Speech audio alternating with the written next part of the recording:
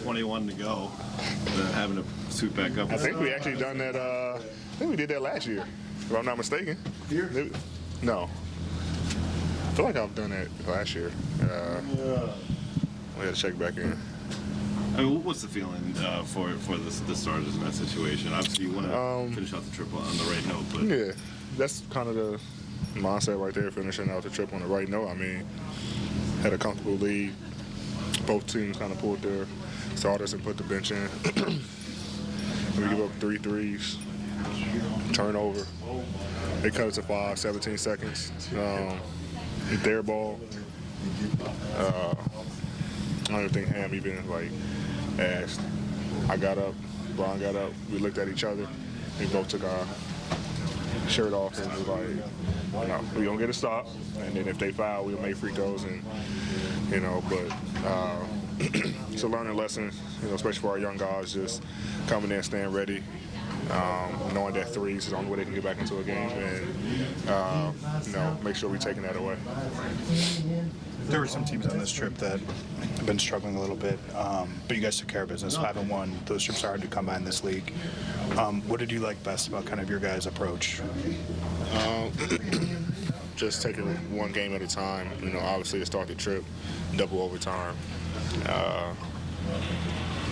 and then to have the resiliency and the mental toughness to come in and beat Memphis. Tough one in Indiana, kind of left that one slip. Last two were just Toronto and I'm missing one. Brooklyn come out on fire on both ends of the floor, third quarter, turn the ball over, end up, closing the game out. But I think like a common theme, especially for the last 3 games, playing with leads, especially late in the game. That seems to be a thing. We start off pretty good or had a third quarter where we create a lead and then usually let teams back into it. So we can't let that become a thing for our team, especially these last couple games and heading into the postseason. So, but for the most part, I mean, I like how we approach the road trip. It's a big road trip for us with every team obviously is capable of beating us.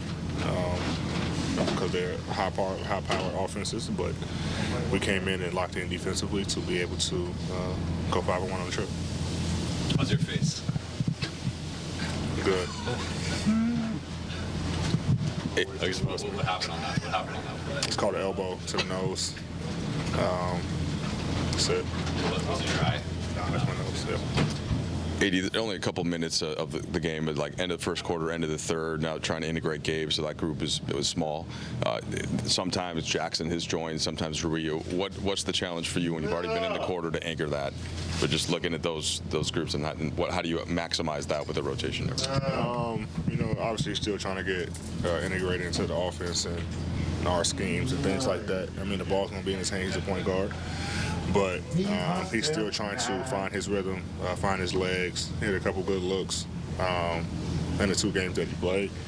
But it's going to take time. I mean, he missed several months, right? Haven't really played all season, so that takes time, especially coming in and playing this time of the year. It'd be different if we, top seed, we're a little bit more comfortable where he can play a lot more minutes, but we don't really have a lot of room for error. So coming in and having to almost be damn near perfect, you don't want to make any mistakes to cost us a game or anything like that. But we try to make him feel comfortable, work his way back into the offense, and let him lead the troops when he's on the floor. But still trying to help him out, get him good looks, set good screens for him. My job to let him get downhill and get to, his mid-range, which he like to shoot, or, his pull-up 3, or, get down here and find guys. So I'm not sure what they're playing for him, the next 5, but he looked good.